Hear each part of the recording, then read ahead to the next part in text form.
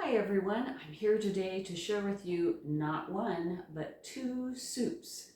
A few weeks ago I got an advance copy of Habit by Josie Bolding and Ryan Stewart. They've had an online food website since COVID, but this is their first cookbook and it just launched. I love their concept. They make 6 flavor bases and you store them in the fridge, probably a few at a time. They only last about a week in the fridge. And use them to take the ingredients you have in your fridge and create something. The flavor is there, you just add the ingredients. I find that very freeing. I also find this kind of cooking makes it easy to adapt recipes to your own taste. This is a perfect example. I decided to start with the miso soup base. Now, there's white and there's, I believe it's called red, there's a darker version. They suggest the white because it has a milder flavor. Couldn't find it, the store had the darker color. I went with what I could get. The other thing I changed up was they used tahini in the base. I'm not a big tahini fan. I like other kinds of butter and I had some homemade almond butter in my fridge, so I substituted that. Last of all, they use sweet potatoes. And while sweet potatoes are fine, I actually seriously prefer yams, dark orange yams. I think they have so much flavor and color. I think they're beautiful. So I went with that.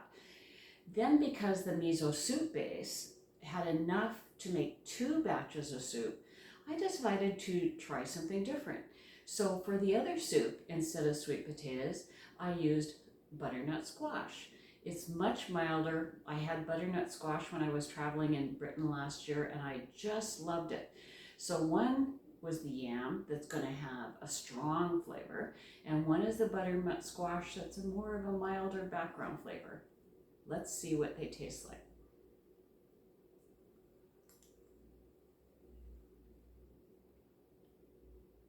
I could eat that all day. That's really good. The yam comes through, and in this one, the almond butter pops, and then there's just the hint of miso in there.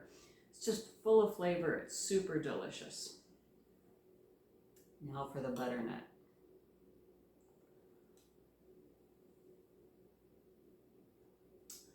That's a surprise. The butternut is milder, so it has a tangier flavor. I'm not tasting the almond butter as much, but I'm tasting more of the miso base. So there you have 2 soups made with the miso base that have a slightly different flavor, and it's an interesting difference. The only thing I would recommend if you try this is to be concerned is the level of, watch the level of spice. This is the perfect level for me. It's a kick there, but it's not overwhelming. If you don't like spice, leave the dried chilies out of your miso base. It's as simple as that. Or if, like me, your husband doesn't like any spice and you do, you can add the dried chilies at the table afterwards. So there you go. 2 soups made your own way, lots of small substitutions. I'm encouraged to keep trying. I would get your copy of this book today. And if you have questions or need advice on how to use the bases, be sure to reach out to Josie and Ryan through their website. I'm sure they'd be happy to answer all your questions. We'll talk to you again soon.